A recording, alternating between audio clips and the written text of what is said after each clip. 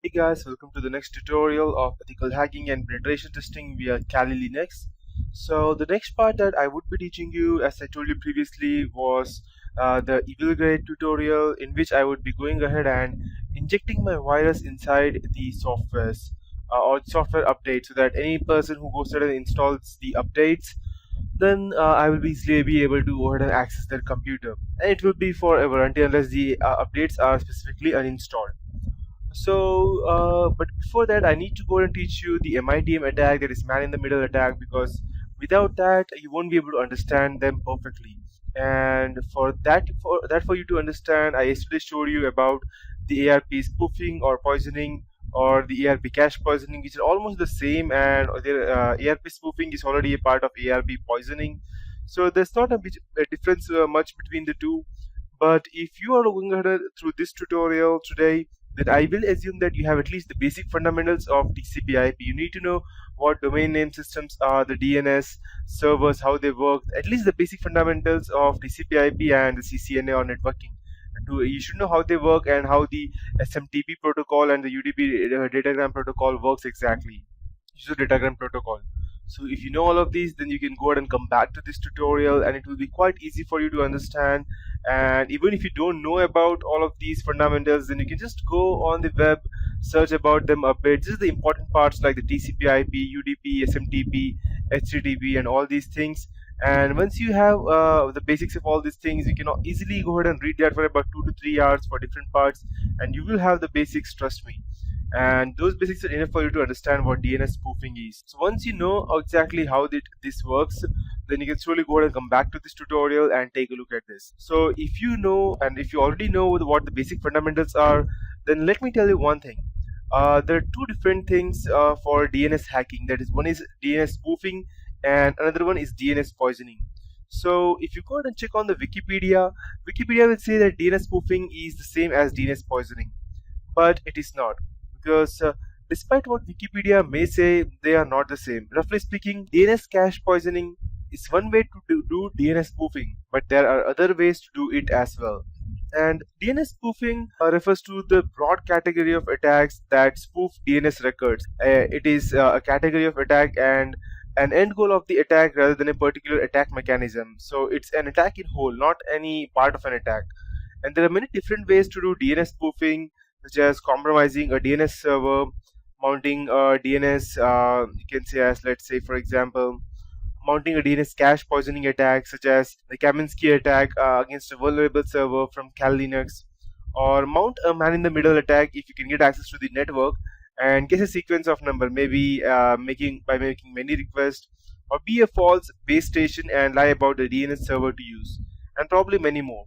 So DNS cache poisoning is one way to do DNS spoofing. DNS cache poisoning refers to the following scenarios, such as many end users use the same DNS cache, and an attacker may manage to inject a forged DNS entry into their cache memory. For example, many ISPs providers will run caching DNS server and arrange for their customers, the end users, let's say to try the IP ISP's server first, and then later on connect to the actual internet. So if an attacker can find some way to get to the caching DNS server to cache an incorrect record, then the attacker is set. He has managed to successfully spoof the DNS records and affect all the end users who rely upon this cache memory. So how does an attacker manage to poison a DNS cache? Well, one common way is to mount some DNS spoofing attack on the DNS request from the cache to the ultimate DNS server. And as you can see it works exactly, it's given over here. This is the user, this is a DNS server, and this is the internet, and I would be using the internet to get to a DNS server, and I will cache it. And these are the two internet services which will go ahead and provide. But the actual way of connecting it will go and search the internet, and let's say it will ask for google.com, but it will redirect itself to me because I would be posing as google.com. Then the DNS server will go ahead and cache it in its memory, and whenever the user tries to go ahead and try to get any information, he will connect to the DNS server. It will transfer it back to me, and since I need to provide something to the user so that he does not become suspicious, I will go ahead and redirect the traffic to the google.com. So whatever the traffic is going on in between will go through me and not directly. So I will have all the time in the world to do whatever I want, and the person will not even know that. So how does a attacker manage to poison the DNS cache? This will get a little recursive right now, because basically you use any DNS spoofing attack, get the cache to accept a spoofed record. Here you can use any DNS spoofing attack that you can, and afterwards the result is that the cache will cache the bogus record, and consequently many end users will now accept that spoofed record too. So that's how the DNS cache, that's the difference between the DNS poisoning and the DNS spoofing.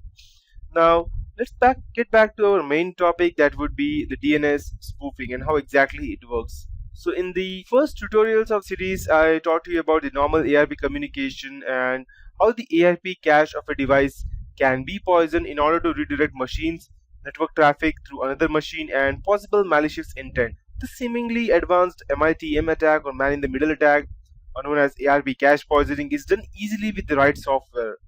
In the previous tutorial, I discussed with you a type of attack like the ARP cache poisoning, and ARP DNS spoofing. DNS spoofing is almost the same.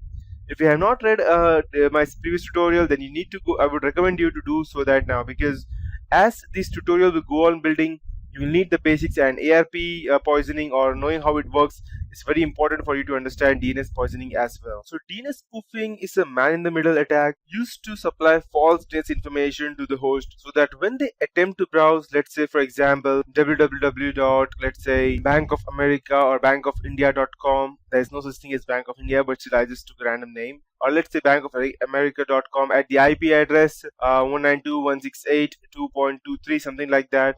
They're actually sent to a fake www.bankofamerica.com residing at the IP address, which is totally different, which an attacker has created in order to steal the online banking credentials and account information from unsuspecting users. And this is actually done quite easily, and we will see how it works exactly and how it is done, and finally how to defend against this kind of attack.